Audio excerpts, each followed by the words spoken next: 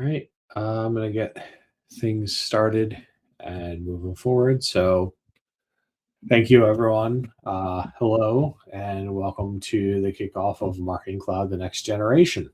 In this series, we plan to go through the next generation of products that are the core to Marketing Cloud Next or Agent Force marketing. This includes personalization, intelligence, and engagement plus. As I know Jacob has packed this presentation to the brim with content, I'm going to try and make my kickoff very short and quick. Next slide, thank you.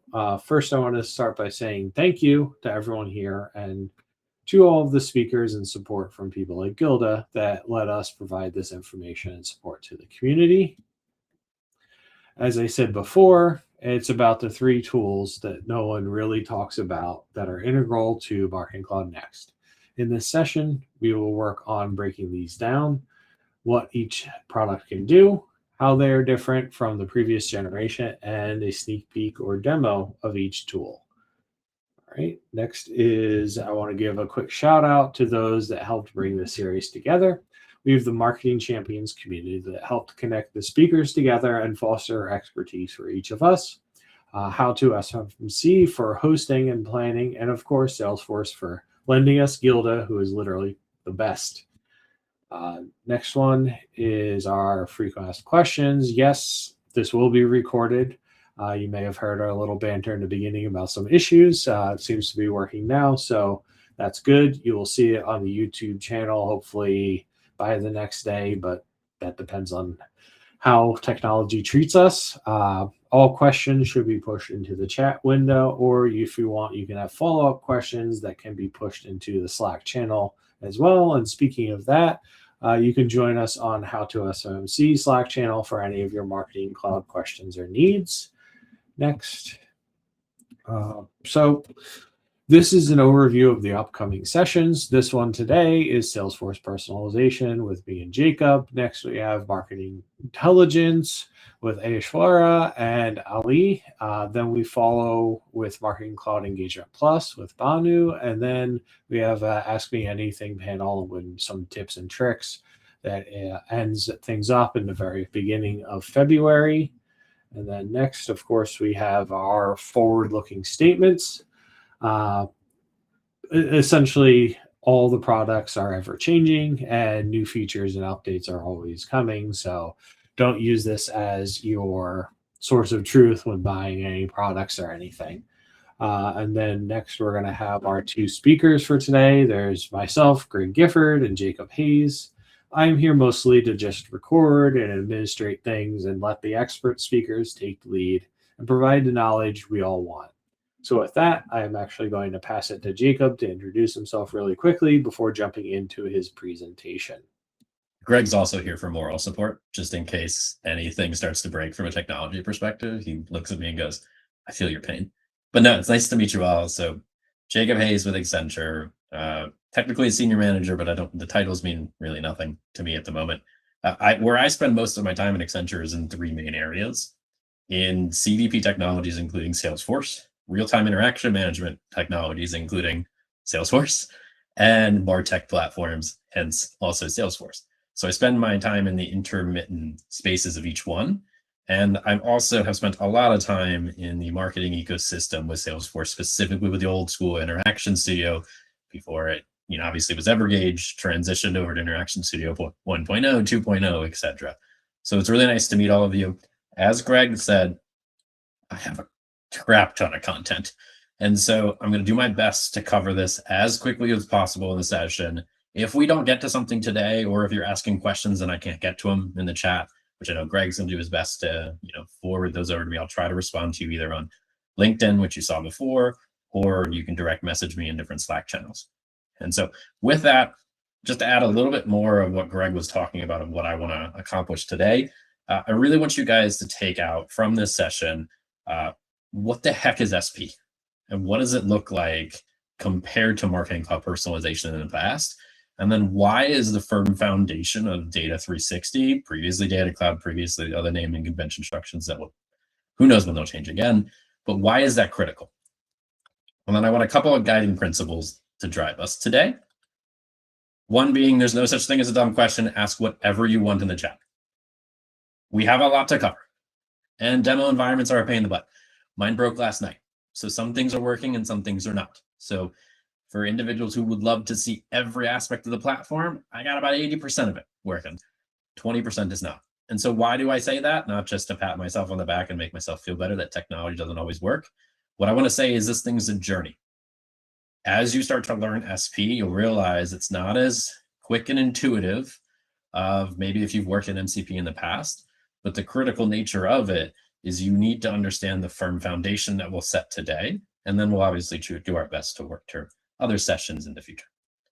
All right, so from there, let's dive in. So the agenda is a bit packed. Now, whether we cover every aspect of the agenda or not, we'll see. Now, I've already hit on, we're going to do basically a from to analysis or a little bit of a transition guide of what SP is now compared to MCP. We'll cover a lot of the foundational components of Data 360. And it looks like my daughter is on Disney Plus, so my camera's not keeping up with me. Bear with me. And then we'll cover building blocks of personalization so you understand the key terms. Some of the things are not working at the moment, so recommenders I'm not going to be able to show. We'll have some slides.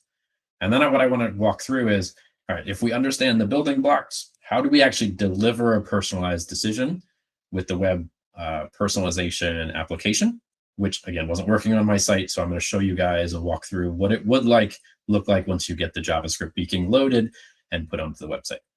Okay, but where do we start? Typically, I like to start at the very beginning, which is before we talk about features. Before we start to dive into the platform, I want to level set on what SP actually is. It's not a channel tool, and it's not just web personalization. Salesforce personalization is a real-time decisioning engine that sits on top of Data Cloud. Think of it as an application built inside the Data Cloud platform.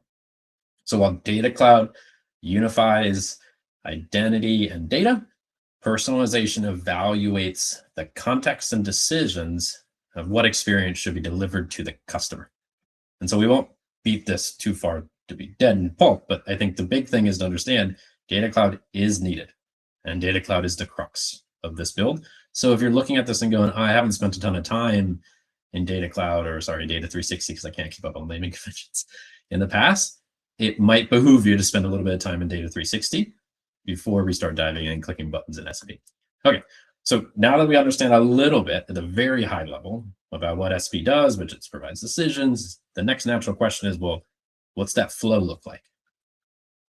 So at a very high level, and again, we won't go through every aspect on the slide, I wanted to give you guys a little bit of a full life cycle of a personalization request. So if we move from left to right, think of this as a channel asks for a decision. Salesforce personalization pulls the real-time profile from Data Cloud. It evaluates eligibility. It executes either a manual decision or a recommender, which we'll show you what those are later, and it returns a response. Now, typically this is under a second, under 500 milliseconds, and the return calls between, you see real-time personalization on the far right to the real-time data graph, under 100 milliseconds. So what's important here to remember, if you've worked in MCP in the past, is we used to do a lot of pushing and data pushed into MCP and pushing to get responses. Everything now is requests in real time based off of the data graphs, the personalization points, the recommendations, and what's going to be delivered on the website itself. So yeah, very high level. But now that we kind of understand a little bit of the flow, I want to go into terminology. And what I wanted to do was talk about, if you're coming from MCP, you know a lot of the typical technology verbiage that we've used in the past. But I think the biggest thing here is the goals haven't changed of what we're trying to do between Marketing Cloud personalization and Salesforce personalization. And to the end of the day, with any real-time interaction management platform, we're trying to provide a relevance at speed and at scale for a customer, known or unknown, on digital properties. The architecture, though, underneath it has changed. And so I think the biggest shift that we now need to understand is what's the logic, and at what are the specific areas where there's a one-to-one comparison to where there's no longer a one-to-one comparison. We have a couple other things. So I'm not going to read every aspect of the slide, but what I want to at least talk about in a couple ones on this one is when we look at a campaign in the past in MCP, those have now shifted over to what we would refer to as personalization points. Personalization points now are reusable channel agnostic containers. And those containers allow us to look at rules, priority, and experiments, and then provide an explicit response or request to that response to what we talked about before to deliver content. Now, experience in the past, which you would have web experience, mobile experience, server-side experiences, and MCP, we now look at these with like 3 basic Lego blocks underneath it now, which is, and we'll go through this more in depth, recommenders, response templates, and personalization points. I'm gonna skip a couple of these. The visual editor we used to have in the past that was buggy as heck, but worked well when it worked, has changed. We now have the web personalization manager. The one difference between the web personalization manager and the sitemap or the visual editor that you would ingest in the sitemap in the past is we actually don't get that sitemap access anymore. This now gives us the ability to look at and deliver a content and then pick which zones or div structures on a website or pick another, mobile app that I want to deliver that content. The other piece is the very bottom, so triggers. We use trigger campaigns a ton in MCP to move data as an action is occurring to a data extension in marketing cloud engagement and deliver a journey, an email, a triggered email itself, etc. This now moves to Data Cloud. So that moves to Data Cloud with one big thing, flow. So I think in the last couple of sessions, not only Greg's group, but lots of other groups, we've talked about flow being the crux of like the biggest piece in your toolkit as a marketer moving forward. So spend time in flow because that's what's going to be able to deliver messages and allow us to go at scale, similar to what we would used to do in Genereation. Okay, I got 2 more of these, but we'll go through them really quick. So everything open type email that we used to do in Salesforce, or sorry, in Marketing Cloud Personalization is now using repeaters, and those components are used in Marketing Cloud Advanced or Marketing Cloud Growth. Recipes are now replaced by those same recommenders, which you get to do AI objective machine learning with either calculated insights or powered by data graphs. I think we all understand segments are now in Data Cloud. And I think if we jump to the last piece, instead of us having identity attributes that was similar to an MDM construction of we understood Greg as a known person in MCP, he comes onto the site, but it gives us an event action that gives us a merge event moment. Now we handle that via Data Cloud, via IDR rules and real-time IDR rules, which are exact matches. So if Jacob, Greg, or anybody else goes to a website, fills out the form that says, I'm signing in, I'm logging up for a newsletter. Now we know who we are and we change from anonymous to known personalization structures. The last one is sitemaps haven't really changed too much. It's just a location of it. Now, if you've ever worked in Data 360 before with web and mobile, which I'll show you guys in the app, web or mobile connectors, and then creating a sitemap with a schema construction. That's now going to change because in the past, we used to just form fit it into what is in the sitemap goes. Moving forward, we have a sitemap and a web schema. And the web schema are JSON files that allow us to provide additional context. I think the last piece here is campaign statistics. So I believe SP actually has a more robust way of collecting our logs and our insights as we send out campaigns via the platform. But they all shift to something called personalization logs. And near the end of this presentation, I'll come back and I'll show you what this looks like in a real-time flow between the 6 different actions that occur. But really, what does that mean? It means it provides us CRMA dashboards within the platform, as well as DSO and DMO mappings that give us all data points that are collected by a user during these pieces. And I think that one of the biggest pieces with this last one is it allows us to do a little bit more robust attribution and intelligence modeling. But that's for another session, enough for today. Okay, I just spoke a lot at you. So now let's go into what's the foundation and why are we going to spend a lot of time on the foundation today in this hour session, even though Jacob might talk very quickly. So I think first and foremost, there are 3 main ways to get data into Data 360. Today, we're only going to talk about the Data 360 SDK or the software developer kit. We're not going to talk about server to server, either authenticated or unauthenticated ways of getting data, and we're not going to talk about the ingestion API. If we did, I'd need 3 hours. So the reason we're going to focus just on Data 360 SDK is it's the simplest way to get started. It's also one of the easiest ways for us to understand how this platform is working with the sitemap, with its schema, and with the SP modules. So let's take a look. Now, I'm not going to read everything on the slide because these are going to be provided after the fact, to Greg's point. What I want folks to understand is the Web SDK has layers.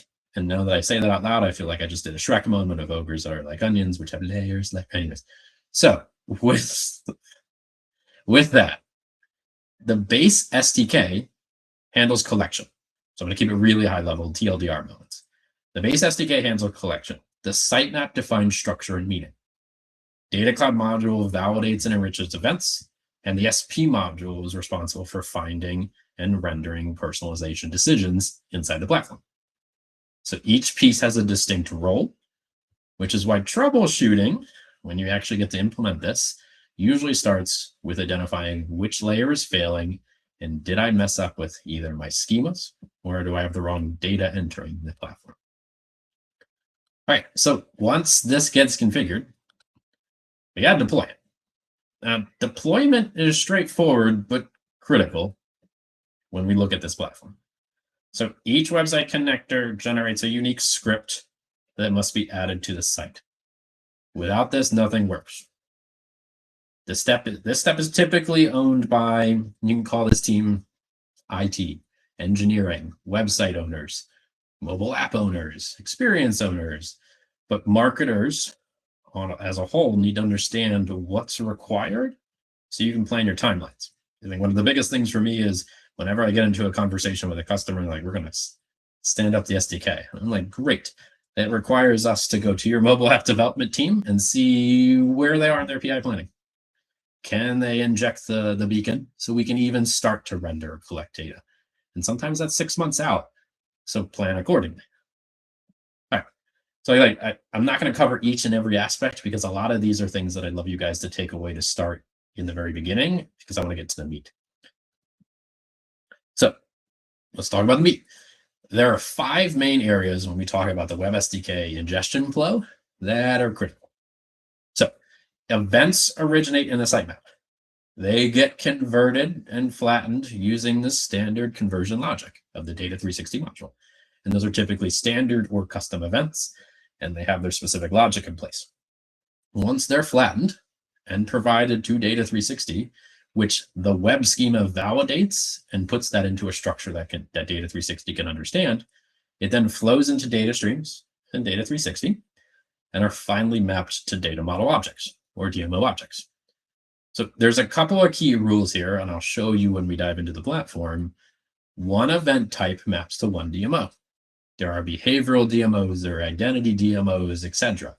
Now, what I've seen is validation failures here are the most common case of missing data or pointing data to the wrong places. So keep an eye on that. So let's go a couple more slides into some details before I show you. Next is sitemap. So I could probably do a half a session on just sitemaps with how we do consent management, page types, content zones, collection of events, and identity events themselves. But given I'm already at 11:20 a.m. Eastern, I'm going to go very high level.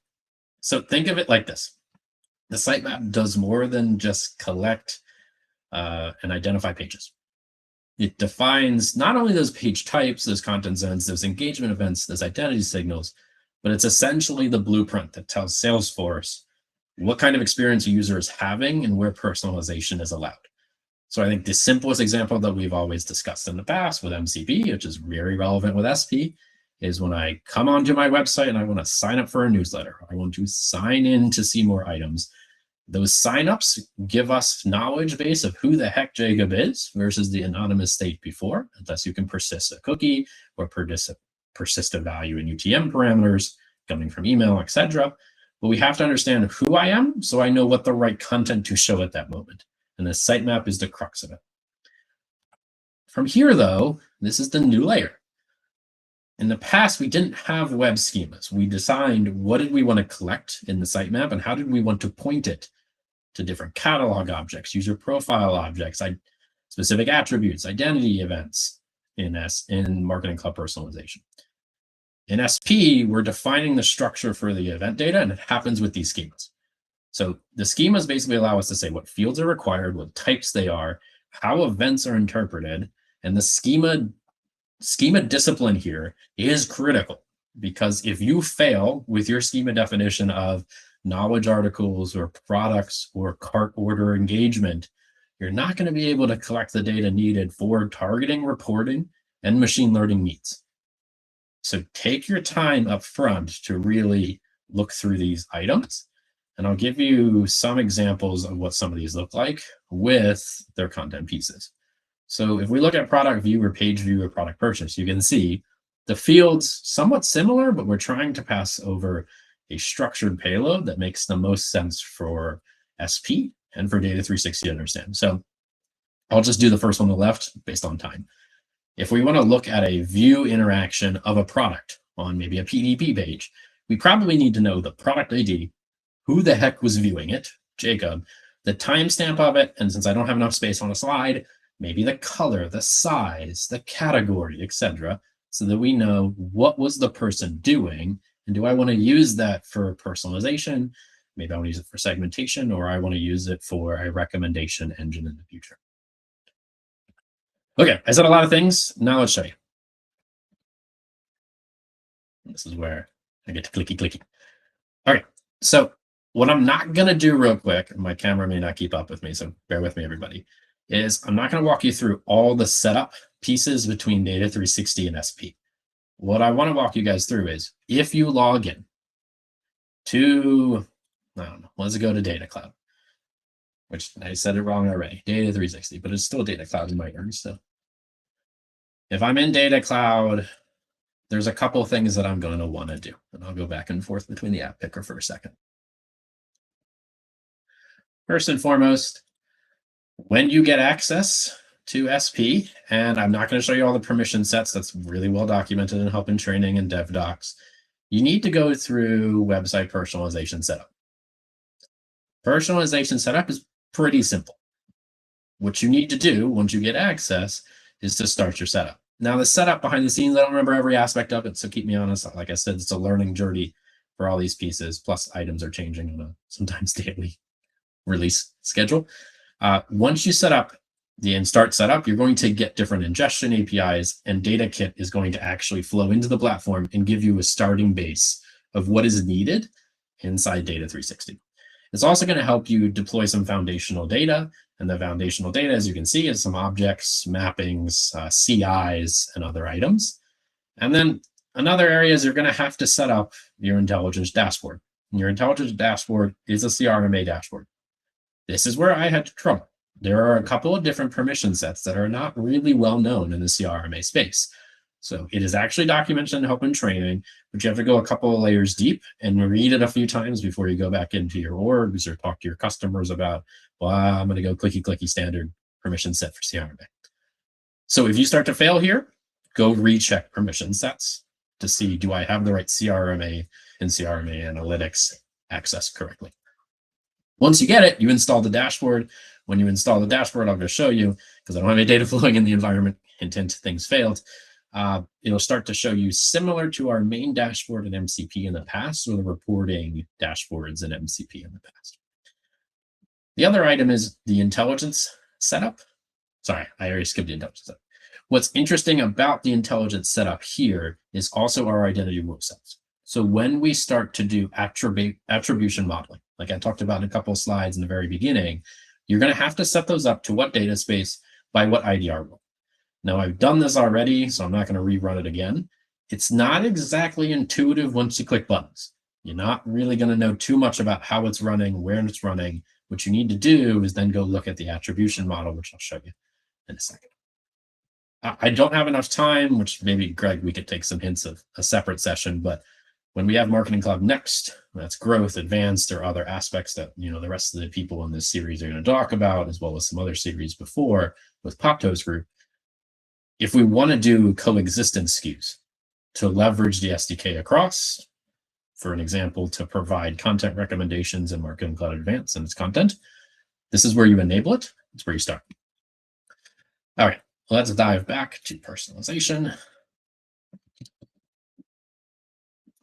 So a couple of things that I pinned on my virtual board a second ago that I'm going to go show you.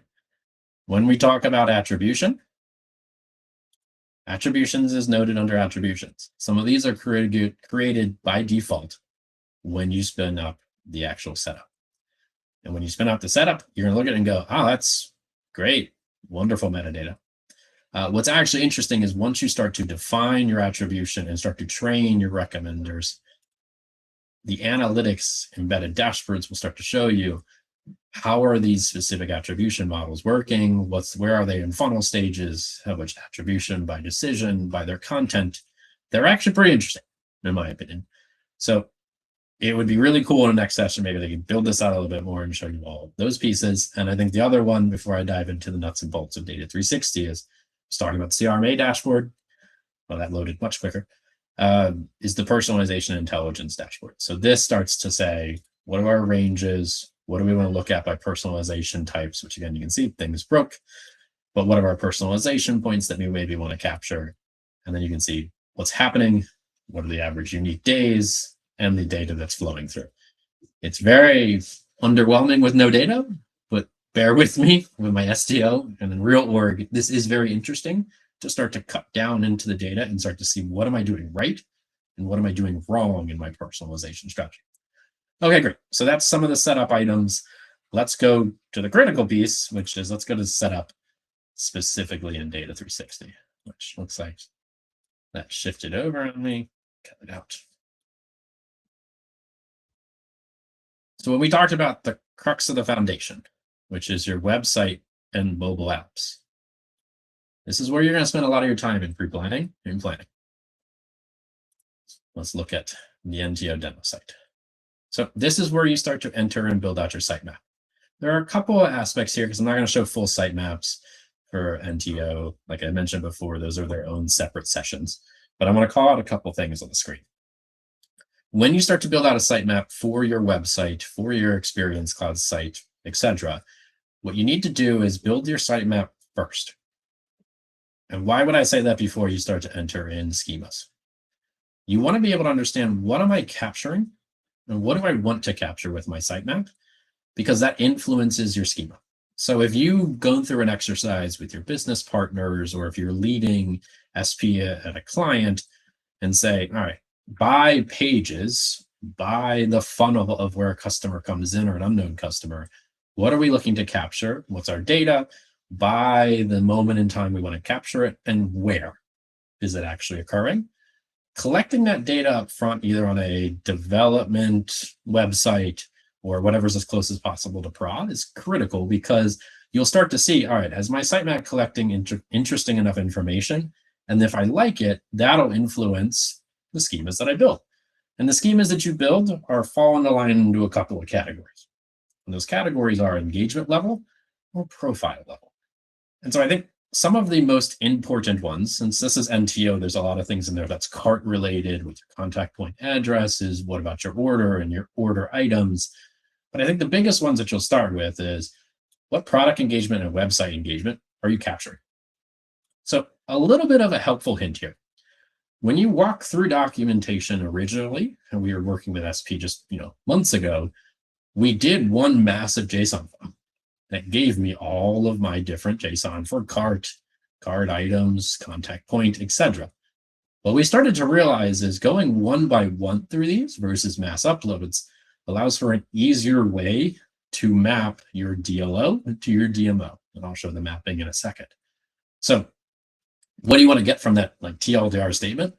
Go one by one through your schemas and say, for website engagement, go back and click it. For website engagement, what do I want to capture from my fields? And then how am I going to make the header label and developer names clear as possible so that the CIM model on Data 360 can ingest it easily? So let's go into what that means in a minute. So pin it to the side. Two other things on this page that are critical is we've talked about schemas, we've talked about sitemap. When you then start to go test, you find your script at the very bottom of this page. This is your script that you would throw into the head of your website to then connect, as well as to inject your sitemap. So again, when we talked about before earlier in the slides, I need to know the actual beacon on the site before anything happens. Here's your beacon. That is unique to your instance and your data space and to your website. So make sure that you understand the uniqueness there. Okay, so from here, I said we'd pin a couple things. I want to go into specifically the data streams. So I built out a couple of data streams. You can see I did this a little bit for Cumulus Financial and for NTO, as well as we've been doing some other things in this org. But I want to show you one of the data streams specifically, which is the behavioral events. Since what I just talked about is we want to understand website behavior and maybe product engagement. So when you start to build out those schemas and you go one by one, not massive, as you build out each schema, you'll come in and you'll map. Now, when you map and you go schema by schema, you're going to put your schema in to what we were showing before. You're then going to come through back to this back to this data stream itself, and you're going to look for the event, and you're going to find it. Now, I've already done it, so I'll show you what it looks like at the end state.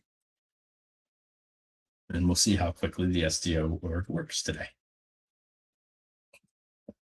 So, as you can see, we have our DLOs. We have our data lake objects on the left-hand side, and we have our data model objects on the right-hand side. Now, there's a lot of data here. It's well documented in DevDocs. If you have some time to do it, I would recommend it. And what we're going to look for is the different items. So I'm going to scroll down to one area that I think is helpful, and that was the user engagement. So the user engagement, you're going to find a lot of these get auto-mapped with the schema construction that I walked you through before. And they get auto-mapped to their specific areas. So if I wanted to look at website engagement only, I'll only have my one DMO of website engagement, and I'll start to find out who is the individual, what page URL are they mapped to, what device are they looking at, where are they in their session, etc. Then if I want to then start to map through my product barrels engagement, I add that second schema, and I start to map those to the event structure that's coming in via the data lake object. And I didn't map the rest of them on purpose to show you guys those first two, then expand on the next information, which is your different shopping cart event statuses, your order products, etc. Also, this works for profile data, which if I go back. So when we build this out, and then you build out your specific contact point email, your party identification, we'll look at contact point email for a second, which I didn't map any, so I'll show you one. We get the same sort of construction. If you've ever done this before, this is very simple, and I'll take 1 minute to show you. When we look for contact point email, we're going to look for the data model object, which this is the slowest possible time that it takes, hence why I recommend schema building. And if this doesn't move too quick, I might just move on with our lives. That does give me time to dinner drink, though.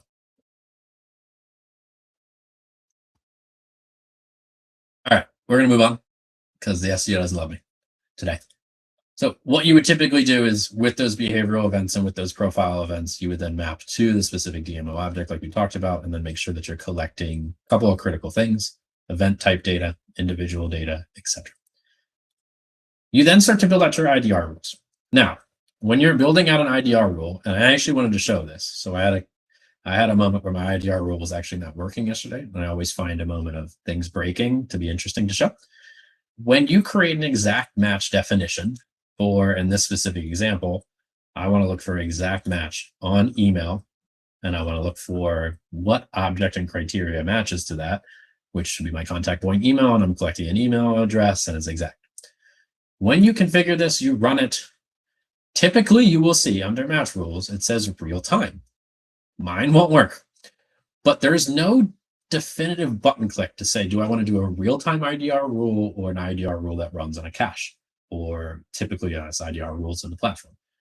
What you do is you create this, you run it, and then as it starts to run and links to the behavioral, which you can see based off the conversation today, because my behavioral events are not populating through, my tamper monkey broke on NTO, you would start to now have this rule set change from the specific cached one to real time. I'm looking at the time, so I'm going to speed up a little bit more. So let's say you got your DMOs created, you have them mapped, you have your IDR rule. It says real time here. It doesn't say what Jacob's screen says. You then want to create your data graphs. Now, For me and my SDO org, I have a limited amount of data graphs that I can create and build. So there's only a couple things that I'm going to be able to show you, then we'll have to jump to some slides to walk through. The real-time identity graph for my demo, I have built out based off of, which if you've ever built a data graph before, we usually for the real-time identity graph, you're going to build off of the unified individual. And the unified individual in the platform is what's that key ring construction that's showing Jacob and the different source objects and their lineage of who am I and what is it matching to after IDR and reconciliation. But what you typically do within data graphs is to say, I want to build off my unified individual. I want to then collect additional information based off that unified link individual underneath it, the individual object. And for me, specifically, what have they browsed and what's the personalization log that we're capturing that tells me who Jacob is and what he has done in their sessions.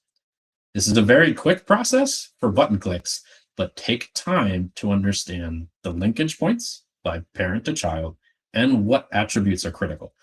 I did one thing to show you what you don't do, which is in product browse engagement, you don't just click 46 of your 48 fields. No. Click what's actually critical to collect in this data graph at that time to deliver, again, segmentation or personalization decisions in the platform. Okay. The other thing that I'm not going to be able to show you is item data graphs. I can walk them through very high level, but they weren't showing up and building the exact way that I wanted to because of that error. If you're a partner on the call, your SDOs, we only have a set number of data graphs that we are allowed. I'm talking to product about how we might be able to work together to make this so we don't have errors falling everywhere. But if I wanted to create an item data graph, and an item data graph is what do I want to collect about knowledge articles? Or if I go back, maybe specific products and the associated details underneath those products that I would use in my recommenders. There are a couple other pieces to show real quick, and then I'll dive back into slides, which is there's also this piece called engagement signals. Engagement signals in the platform. Actually, I'll show you how to do it. How much time do we have? We'll walk through a little bit. Okay. So if I jump back to engagement signals, then I want to edit it. No, you edited it earlier. Of course.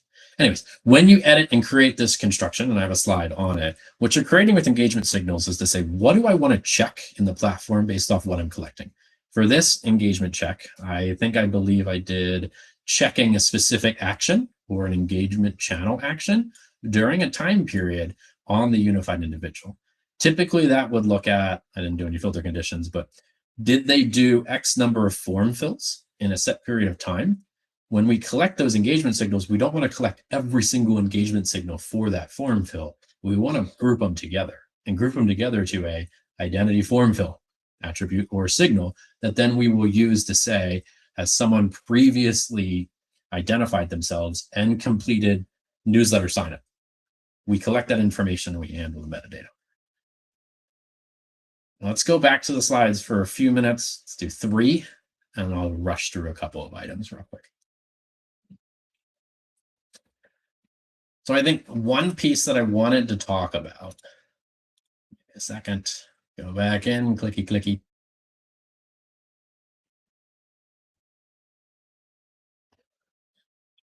Is understanding the caching nature. So when we were talking about, we're collecting information and we're collecting the profiles of a person via the real-time identity rule set, and we want to understand what's happening in each store layer. The best way that I wrote this out that I think would be helpful for folks to understand is profiles don't live just in one place in SP.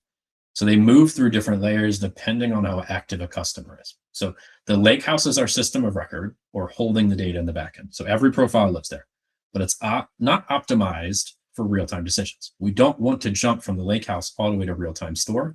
We're getting above the 500 milliseconds of what we need to render and deliver a response. So that's why we have a prefetch cache layer, which think of that as your warm layer. And that warm layer is proactively holding recent active profiles into memory. And those memory, the reason why it's held there is so that we can do quick lookbacks for engagement rule sets. It's also, they're there so a decision when it's requested can be done quicker. And this is what enables first page personalization versus view personalization. And then lastly, we have the real-time session layer. And so when you put together your real-time session layer, when someone actively engages, their profile's promoted here and locked for a session. Now, what we won't have enough time with today is to show you inside these in the platform, you can determine how long of a look back period do you want and how much records do you want to hold in that hot store at a time. So if you know you have customers coming back, if you remember the Marketing Cloud personalization days, we have a thought process of known individual customers and monthly unique visitors. So if you know on your website you have 300,000 people coming every month, you might want to hold 300,000 profiles in that hot store so you can quickly do personalization for those individuals based on them coming to the site or doing a merge event. Now, we recommend you don't hold millions of records here because you do pay for it. And then the other piece is, all right, you say 300,000 for that monthly time period. Do you want it to be monthly? Do you want it to be by 7 days? You determine this now in the platform. So it's a little bit different of what we've done in the past. Okay. 18 minutes. All right. I wanted to go into, as much as we can, what's the anatomy of web personalization look like now in Salesforce personalization? So follow me to look at the document. And if you guys ever need it, I have a lucid chart diagram of this. We think of three main questions. First is, if I want to do an experience, you've heard me earlier in the session, where do I want to do it? In this example, I want to do it on a homepage. Where on the page do I want to do it? Hero, sub-hero, an overlay, or info bar. And then what do I want to show? And how do I want to show it? So typically in documentation, you'll see this thing called transformers. Transformers are the new language for a response template. I don't think all the documentation has got up that speed since the naming convention and the product is changing quickly. But basically this is, I want to show maybe branded recommendations in a carousel by product name, price, and image. And so when we dive back into the critical nature of what happens in SP for these building blocks we talked about at the beginning, it's what's my personalization point, which means what do I want to do? So the type is I probably want to do recommendations based off what I want to show above. And in that response template that I'm going to build, I'm going to need to understand product name, image, price, URL, and maybe a couple of other block labels from an attribute perspective. And then I'm going to need the profile data graph that we just very roughly talked about above. And I want to say, what do I know about them and what do I want to collect? So in the profile data graph, I'm going to need to know about that individual. What's their email address? What have they recently done from a product purchase perspective, browsing perspective, and even website perspective? And then it gets to the nitty-gritty in the fun part. So that little bit of a green and decisions layer, which is, what do I want to show that person? And then do I want to show it based off of their first time coming or their returning visitor? And do I want to set priority? Priority is critical. Priority tells the platform what it should go through in its else statements. And what do I want to show to the customer at that moment? So from here, based off of time, I'm not going to be able to go through every detail underneath it. But what I wanted to put in context is, what does it look like? And I love my NTO site. So what does this look like? Well, there's three main things. We have our content zones or our divs. So what do I want to do? In this example, it's a homepage hero. And where do I want that web template to sit? And the P13N experience is SP. I don't know why maybe I'll talk to product about why they chose P13N. But that is the construction underneath it of what you're collecting and saying the personalization platform is going to focus its attention here. And so at a very high level, homepage hero, or I realize I have a spelling error. Second one's not a homepage hero. It's a personalized recommendation, Rex area. What do I want to change? What template do I want to use? And what experiment or personalization decision do I want to use to change it? And again, at the very top, you can think of personalization decisions as what's my affinity, what's Greg's affinity, and experiments being, do I want to recommend maybe top selling products or maximizing revenue or cross cart engagement, etc. All right, so based off of time, we're not going to be able to go through a ton of details on recommenders, response templates, and personalization points, but I'll leave you with this before I go in to show you a couple other things. These are the glue that puts together all of the framework of what behind the scenes in SP delivers what. So think of it, and you can read it on the screen. The recommender itself is going to take my profile data graph, my item data graph, my strategy, and my filters, and deliver either an objective or a rule-based recommendation. And so those will be, as you can see, maybe I maximize add to cart in my image on the bottom right, which thank gosh I took some images before my STO broke. And then what do I want to do? Maybe I want to maximize it, but I want to maximize it based off the count in the cart. So I want to make sure that someone doesn't leave with one product, they want to leave with 3. Now there's a second piece. So if the first one's by objective based and we have rules, we need to go into each one. So objective based is if I want to maximize that revenue, to follow on the example before, you need to understand 3 main things, which you can see in the bottom right. You need to understand directionality, which is what do I want to do? My engagement signal metrics, which is why I showed you a little bit of it in the platform. So I want to be able to collect what did I do on the site, so I could use it as a calculated insight to see what's my sum of my order. And then what are additional engagement signals I want to capture? So how many times did someone collect, look at a website, etc. Now, rules are similar, but really they just work off of, at least in my opinion, well, no, that doesn't make sense. Sorry, take a step back. Rule-based recommenders are deterministic. I don't know why I said my opinion. They use calculated insights to rank items. But those calculated insights you do have to configure based off your engagement signal. Going way too quick. Sorry, everybody. But when I build out either my objective or my rules-based, I want to say, what filters do I want to define in any of these actions? So you can see based off the 1, 2, 3, what I'll do really quickly is you can filter based off decision context or page context, static rules or profile attributes. So the reason why we spent a lot of our time today looking at the DLOs, the data streams, and the DMOs is it's critical. What am I capturing from a data perspective that allows me to say, what do I want to filter off of and what do I want to send to this customer? And then the one big thing here, so we can keep rolling, is whenever you build these objective-based recommenders, you're going to have to train them. And training typically runs independently every 24 hours. But you need data to train them. So if you take one thing away from this small subsection is you're not going to start with machine learning day 1 after you complete your data ingestion. You're probably going to start with response templates that are manual content. But what is some of those manual content response templates? Manual content response templates basically say, I want to build template A, which is an info bar, and I want to collect a couple of attributes. And those couple of attributes could be a CTA, the URL, and the info bar text. And then I want to basically configure them in my personalization decision and allow them to be used by the platform. These are the things you're going to start with the most. And you're probably looking at me going, Jake, why are you rushing through this so much? This is great. I want to spend some time looking at it. I got 10 minutes. This is where you're going to start with the first couple of use cases with SP. And so I take 1 second to say, maybe not an info bar, maybe those home pure recs. You have content. If you have customers or in the enterprise space or customers in general, they have content in their DAMs, maybe already associated on their CMS that you can pull from and say, I want to send my JSON response template with the CTA by pointing to that URL destination and with, if not an info bar, the content that's living in AEM or it's living in Salesforce CMS. These are the ways that you can start using the platform quickly. The other area that I'm going to have to speed through is personalization points. Let's make it really simple. A personalization point represents a location in an experience where a decision can occur. So when that request is made, Salesforce evaluates the experiment first, which if you can see on the far right, the experiment is, what do I want to show that person based off metrics and targeting rules?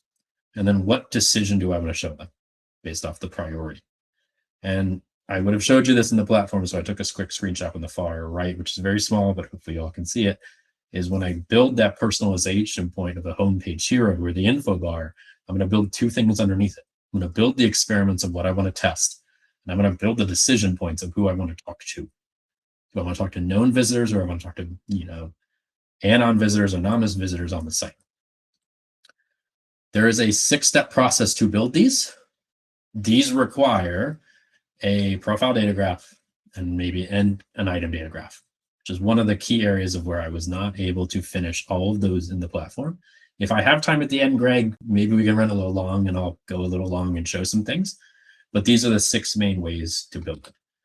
And then from the decisions perspective, when you create one personalization point, you have up to 25 personalization decisions that you can include in it. And a personalization decision defines what content or item someone receives. Simple as that. And you evaluate it based off that priority we talked about, targeting rules, and you've referenced manual attributes, recommenders, calculated insights, or maybe even something that's happening in a flow elsewhere in your work. Don't have enough time to talk about experiments, so apologies. I will show you briefly in 1 minute where it lives. So in the platform, you go back into personalizations, type it in the app builder, personalization points. Now, when I was talking about the info bar example, or maybe a static banner with CTA, I'll click in the info bar example. Since I don't have any experiments on top of this, what I've done is based off of the personalization decision that I've built, which if you run through the edit features of this, what we've ran through very quickly in the slides, which does have all this information, so you guys will have it after the fact, is what did I want to configure with that? And remember what I said before is my URL destination, my CTA text, and my info bar text.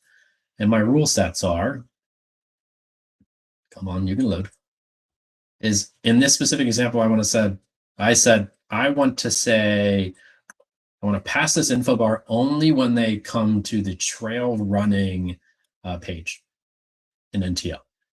And so once they visit that page, the info bar pops up and says, learn more about, I don't know, articles or things about our trail running. Hopefully that gives you a little bit of context or contextual understanding between the two, but sorry for rushing through it. Okay, so let's go through the last piece very quickly, which is really the fun part, which is actually delivering it and then showing it on your website itself. And so let's go full screen. And then I'm going to try my best to leave a couple minutes for the questions. So the Web Personalization Manager is the newer version of the SDK launcher that we had in the past. So I'm going to skip through a lot of this and give you guys the high level gist of it, which is once I get onto a website, I've configured my beacon. I then have a specific piece that I run through to start launching the Web Personalization Manager. Now, helpful information for you guys to read in the past, after the fact of this meeting, but a couple of ones to call real quick. It works on non-Experience Cloud websites. So you can't use this on Experience Cloud, which makes sense. In Experience Cloud websites, you have your own design functions and ways to look at these items. It does require your SDK to be installed. It does require its own permission set and object model permissions. So remember that if you go, I can't find it. And then finally, sitemaps are not required for the Web Personalization Manager to run. Okay, so because I wasn't able to, or I was able to, but it broke on me last night, I did the quickest round of a slide build to show you guys what it would look like if you were doing this. So when you go to Web Personalization Manager, and in this example, I'm going to the NGO site, you're going to add at the back end of your URL the !SF underscore personalization underscore Web Personalization Manager. Once you do that, you click enter and you refresh your page. It's going to ask you to log in to your environment. From there, you'll now start to get the word Personalization Manager on the top of the screen. And what you'll be able to do very quickly is they'll start to say, those web personalization experiences that we've been configuring in the platform already, or in this example, I'll show you how to do it live, and the personalization decisions we've configured. If I wanted to create a net new one for this PDP page, or sorry, for this specific product page, and I want to say I want to create a homepage Rex bar, and then from there, I want to say, all right, I want to build it, but I want to build it off the predefined templates in the platform. So again, we didn't get to go through all of it, but think through the response templates that I built and what I want to show. I have these available to me for a marketer's view in the platform. So in this example, let's just say we chose Simple Rex. In Simple Rex, we want to look at, because of how we've defined it in the platform, either known or anon visitors. And then from there, this lovely little bar is going to show up. It's going to start letting you know, where do I want to on this page actually show this homepage Rex bar? Do I want to do it on this current page, which you would, yes, which the example that I'll walk through is, I believe I have it. The URL address, you can do it to current page, or you can set the URL address individually. And then what you need to do from there is to actually show where do I want to display it. And that's typically done by saying, well, do I want to replace the image, or sorry, do I want to replace my element? And the element is usually done by choosing a div or a content zone that we select in the sitemap. And the fun thing about the Web Personalization Manager now is I can start to define this before, after, or an overlay. I have more freedom to do this live in the Web Personalization Manager than I've had in the past with sitemaps. So if you follow my logic just a little bit further, I said maybe I want to do a PDP Rex container and a recommended for you container based off the current page that I'm on and based off of some learnings that I've done and recommenders inside the platform. And so I choose the div. I then say before, after. I then say, what do I want to do? Do I want to, with my content, show product engagement, website engagement? Maybe I want to do it as my own little pop-up based off my template that I built. And then from there, I get to choose what preview setting. So in the past with the visualization builder, and the visualization tool in Marketing Cloud Personalization, wasn't the most intuitive to test. So the one reason why I wanted to show this and I want to show it live was you can start to test by individual. So if you know the individual ID in your Data 360 instance, I can pull that up and look at it live as I'm doing my specific recommendations. And so if I said it was Jacob as my individual ID, now I get to see what is being recommended to Jacob. Does it make sense on the page? And then how do I want to go tweak it in the platform to show the right thing at the right time? Okay, I apologize for having to rush as quickly as possible the last 15 minutes. As you guys can see, SP is a big platform, and it can take roughly 3 to 4 hours to walk through all the content overall. Hopefully I gave you a little bit of context. So Greg, if you're okay with it, I'm going to spend another minute to do one wrap up, and I'll stay a little longer. Good. And so what I wanted to leave you all with was one thing, which is like, great, Jacob, thank you for word salading at me for the last 15 minutes about content. What the heck does this mean for me? So I wanted to bring it together to say what happens at runtime. And so at a very high level, I want you to understand that the entire session that we just talked about today, and a session that a client or a customer goes through, is showing these following items. The channel makes your request to SP inside Data 360, and it's passing the individual ID and the personalization point. It's then augmenting and saying, I have to find who that person is via the Data Cloud Profile API in their real-time graphs.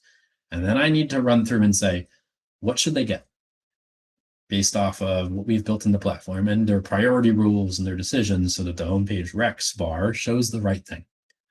And within number 4, we need to basically say, do I want to show them manual content, or do I want to show them the recommendations engines that I've been training and learning in the platform? And then finally, we send 2 things back. We send the actual response payload and deliver the content to the client via number 5. But now we're collecting all logs of what has occurred, and those logs are the critical piece in SP moving forward. That's going to give you more granular data that we no longer have in MCP because we lost our Redshift data warehouse. So with that, probably way too quickly of an intro, but hopefully that helps. And I think the last piece, if you guys are on, depending on who's here, if you're a partner, if you're a specific customer who's looking at this product from MCP, there are 6 main things that I talk about. First one, go review your dev docs. If you're a partner, there's a lot of good webinar material from Max Ebb, from Sergey, and others inside the Salesforce community. And then from there, if you're a customer on the call or someone looking at the platform, before you ever start doing demos with Salesforce or even start clicking buttons in demo environments and sandboxes, follow these 4 main things from 2 to 6. Start to iron out what your use cases are. Start to see if your technology ready to move from MCP to SP, or if you don't have MCP, to even start to add the SP module to Data 360. Take time to understand your focus and your vision of what you want to do, because the more time you spend on that, the more time you'll actually be able to deploy this solution correctly. And then number 5, which no one, well, I would say Greg, others, we all talk about it, but I think it's the dirty little thing that we don't talk about enough, which is, can you even do it? So do you have the right people in place to do this? Do you have the operational model in place? Or are you going to build something live and the return on investment is less than what you've done before, which means it's a failure? And then finally, let's say you did steps 2 through 5 and you're the implementer or you're the product owner at your org. Sit in the day in the life of a marketer. Is this thing actually going to help them on a day-to-day basis? Or will it cause them to move more swivel chairing, which means they'll never adopt it? And then our lives stink. So that's a lot of rushing through quickly. And sorry for everybody. But Greg, were there any questions that came through since I was not actually looking at the chat or the Q&A? Yeah, there's a few questions that are coming up. I think a couple of them are a little bigger than we're going to have time in here, like exploring more real world use cases and case studies. That might be something we handle in the AMA in a couple of weeks. Cool. But there was a question on rating sitemap versus reusing GA events. Any pointers?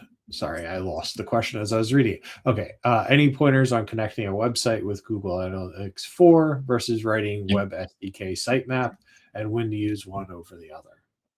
Yeah, that's a good question. So you can map with the web and mobile connector and Data 360 your Google, basically your GA4 items. Now, I have not personally tested how that would personally work between building out your sitemap manually and not. And I could go in the platform if we want to spend a little bit of time, Greg, if people want to stay longer.